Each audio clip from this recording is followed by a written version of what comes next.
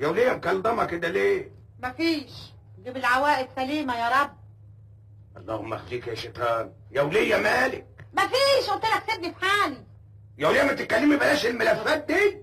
انت محتاج قوي لاجره الاوضه اللي على السطوح دي. لازمته ايه السؤال؟ بقول تستغنى عن اجرتها وتخليها احسن. يا وليه اتكلمي حصل ايه؟ الاتنين المقاطيع اللي في العلاني دول مالهم؟ عليهم مفتحه قد كده تندب فيها متر صاصه، قاعدين نطلع والنازل، دي طالعه يكلموها دي نازله يلقحوا عليها، وطول النهار على كده ومهزقين شنبك فوق السطوح. انا هذبحهم واستحمى بدمهم. وعلى ايه؟ اطرد الديابه اللي فوق تستريح من الذبح والسلخ.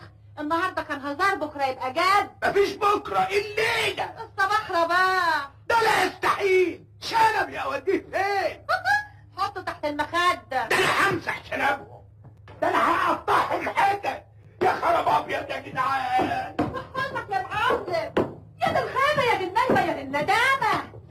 ده انت احنا فوق واحد، تحش وسط واحد، تودي نفسك في سين وجيم. بس يا وليه بلاش كلام فارغ، ده شنبي.